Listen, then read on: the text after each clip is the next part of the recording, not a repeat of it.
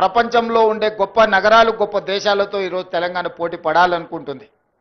పదే పదే చర్చలలో ఆంధ్రప్రదేశ్తోనో కర్ణాటకతోనో మహారాష్ట్రతోనో తమిళనాడుతోనో లేకపోతే ఢిల్లీలో ఉండే గుర్గాంతోనో తెలంగాణ పోటీ పడుతుంది అన్న చర్చ జరుగుతుంది. ఆ చర్చకు పులి స్టాప్ పెట్టి ఈరోజు జపాన్, జర్మన్, సౌత్ కొరియా లాంటి దేశాలతో, సింగపూర్, టోక్యో, న్యూయార్క్ లాంటి నగరాలతో పోటీ పడాలని ఈరోజు తెలంగాణ రాష్ట్ర ప్రభుత్వం ఆలోచన చేస్తుంది. ఈరోజు తెలంగాణలో ISB, NALSAR university, triple IT ఇలాంటి మంచి యూనివర్సిటీలు, నాలెడ్జ్ హబ్ ఈరోజు తెలంగాణలో ఉంది. ఈరోజు పరిశ్రమలకు అనుకూలమైన పరిస్థితులు, ప్రభుత్వ విధానాలు అందుబాటులో ఉన్నాయి. అందుకే ఈరోజు Telangana wanted to rise, Telangana wanted to compete with New York, South Korea or other countries. అందులో భాగంగా ఈరోజు ఇలాంటి యంగ్ ఎంటర్ప్రెనర్స్ ప్రారంభించే యూనిట్స్ని తెలంగాణ రాష్ట్ర ప్రభుత్వము సంపూర్ణంగా మద్దతు ఇచ్చి ప్రోత్సహించి ప్రభుత్వం నుంచి అవసరమైన అనుమతులను సరైన సమయంలోనే వాళ్ళకి ఇచ్చే విధంగా ఈరోజు ప్రభుత్వ విధానాలను తీసుకురావడం జరిగింది. అందుకే ఈరోజు ఇలాంటి యంగ్ ఎంటర్ప్రెనర్స్ ప్రారంభించే పరిశ్రమలను ప్రత్యక్షంగా ముఖ్యమంత్రిగా, పరిశ్రమల శాఖ మంత్రిగా నేను శ్రీధర్ బాబు గారు రావడం, పెట్టుబడిదారులకు ఒక నమ్మకం, విశ్వాసం కల్పించాలన్న ఆలోచనతోని, వాళ్ళని ప్రోత్సహించాలన్న ఆలోచనతోని ఒక సక్సెస్ స్టోరీని తెలంగాణలో రాయాలని ఈరోజు బల్క్ డ్రగ్స్లో దేశంలో ఉత్పత్తి చేసే దాంట్లో 40% బల్క్ డ్రగ్స్ ఓన్లీ హైదరాబాద్ నగరం నుంచే ఈరోజు మనం అందిస్తున్నాము అని అంటే ఇది ఒక గొప్ప విజయం. మన ప్రపంచాన్ని పట్టి ఒక చావు భయాన్ని ప్రపంచానికే కల్పించిన కోవిడ్ వ్యాక్సిన్లో అవుట్ ఆఫ్ 4 కోవిడ్ వ్యాక్సిన్స్ని 3 వ్యాక్సిన్లు మన ప్రాంతం నుంచి, జినోమ్ వ్యాలీ నుంచి, తెలంగాణ రాష్ట్రం నుంచి, హైదరాబాద్ నగరం నుంచి ప్రపంచానికి అందించడం అంటే ఈరోజు ప్రపంచమే మన వైపు తిరిగి చూసే విధంగా ఈరోజు ఫార్మా రంగంలో మనం రాణించడం జరిగింది. సిలికాన్ వ్యాలీలో ఐటీ, ప్రపంచ దిగ్గజాలైన ఐటీ కంపెనీలు ఈరోజు నడుస్తున్నాయంటే ఆ కంపెనీల సీఈఓలు మన ప్రాంతంలో చదువుకున్న వాళ్ళు. ఈరోజు వరల్డ్ బ్యాంక్ చైర్మన్, సిఎండిగా ఉండే Ajay Banga studied in Hyderabad public school. Satya Nadella Hyderabad student, Shantanu Narayen Hyderabad student, Premji Vasu Hyderabad student, Hyderabad public school students. ఈరోజు పెద్ద పెద్ద గ్లోబల్ కంపెనీలకు సీఈఓలుగా మన దగ్గర చదువుకున్న విద్యార్థులు ఈరోజు ప్రపంచంలోనే గొప్ప కంపెనీలకు ఈరోజు సీఈఓలుగా రాణించారు. ఇది ఒక గొప్ప సక్సెస్ స్టోరీ హైదరాబాద్ నగరానికి ఉన్నది, తెలంగాణ రాష్ట్రానికి. అందుకే ఆ సక్సెస్ స్టోరీని ముందుకు తీసుకెళ్ళాలి, ప్రపంచంతో పోటీ పడే విధంగా మన రాష్ట్రాన్ని తీర్చిదిద్దాలి. తెలంగాణలో ఉండే నిరుద్యోగ యువకులకు లక్షలాది ఉద్యోగాలను ఈరోజు ప్రైవేట్ పరిశ్రమలలో కల్పించాలి. ప్రభుత్వ ఉద్యోగాలే కాదు, మిత్రులు శ్రీధర్ బాబు గారు చెప్పినట్టు తెలంగాణ రాష్ట్ర ప్రభుత్వము ఇప్పటి వరకు 75,000 ప్రభుత్వ ఉద్యోగాలు ఇచ్చింది. భవిష్యత్తులో ఇంకా వేలాది ఉద్యోగాలు ఇచ్చినా 30 లక్షల నిరుద్యోగ యువకులు తెలంగాణ రాష్ట్రంలో ఉన్నారు. మరి వాళ్ళందరికీ ఉద్యోగ ఉపాధి అవకాశాలు కల్పించాలంటే ప్రైవేట్ రంగంలో పెట్టుబడులను ఆకర్షించాలి. ప్రైవేట్ రంగంలోనే ఇవాళ ఐఏఎస్ ఆఫీసర్కి వచ్చే జీతం 2.5-3 లక్షల రూపాయలు.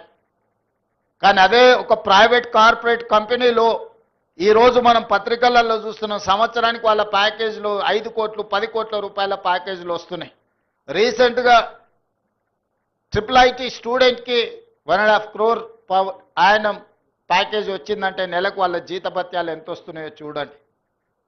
సో అందుకే తెలంగాణ నిరుద్యోగ యువకులకు ప్రభుత్వ ఉద్యోగాలతో పాటు ప్రైవేటు రంగంలో అంది వచ్చే అవకాశాలను ఈరోజు అందిపుచ్చుకోవాలి. 100 సంవత్సరాల పైగా చరిత్ర కలిగిన ఉస్మానియా యూనివర్సిటీని ఈరోజు పునరుద్ధరించడం ద్వారా పెద్ద యూనివర్సిటీలతో మనం పోటీ పడే విధంగా మన ఎడ్యుకేషన్ ఇన్స్టిట్యూషన్స్ని ఈరోజు అభివృద్ధి చేయాలనుకుంటున్నాం. అందుకే ఈరోజు తెలంగాణ ఎడ్యుకేషన్ పాలసీని అడాప్ట్ చేసుకోవాలని ఈరోజు మనం ఒక కమిటీని అపాయింట్ చేసినాం. తెలంగాణ ఎడ్యుకేషన్ పాలసీని కూడా తొందరలోనే తీసుకురాబోతున్నాం. యంగ్ ఇండియా స్కిల్స్ యూనివర్సిటీతో పాటు young India sports university, young India integrated schools, ఇవన్నీ కూడా తెలంగాణ రాష్ట్రాన్ని అభివృద్ధి చేయడానికి భవిష్యత్ ప్రణాళికల కోసం ఈరోజు తెలంగాణ రాష్ట్ర ప్రభుత్వం ముందుకు వస్తున్నది. అదేవిధంగా నిన్నమన్న సొంత రాష్ట్రంలో కానీ పక్క రాష్ట్రంలో కానీ నీటి వివాదాలకు సంబంధించి పదే పదే చర్చలు జరుగుతున్నాయి. నేను ఈ వేదిక మీద నుంచి ఈ రాష్ట్రంలో ఉండి పక్క రాష్ట్రంలో రాజకీయ పార్టీలలో ఉన్న ప్రజాప్రతినిధులకు ఒక సూచన చేయదలుచుకున్నా, ఒక విజ్ఞప్తి చేయదలుచుకున్నా. మీకు పంచాయతీలు కావాలన్నా నీళ్లు కావాలన్నా అని ఎవరైనా నన్ను అడిగితే తెలంగాణ రాష్ట్రానికి నీళ్లు కావాలని నేను కోరుకుంటా. మీకు వివాదాలు కావాలన్నా, మీకు పరిష్కారం కావాలన్నా అంటే నేను పరిష్కారం కోరుకుంటా. నీళ్ల వివాదం ముసుగులో రాజకీయ ప్రయోజనం పొందాలి అని మా ప్రభుత్వం, మా పార్టీ భావించడం లేదు.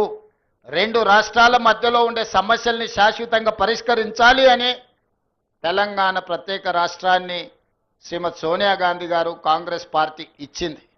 కాబట్టి నీళ్ల విషయంలో వివాదాలు, నీళ్ల విషయంలో రాజకీయ లబ్ధి కోసం ఆలోచన చేయొద్దు.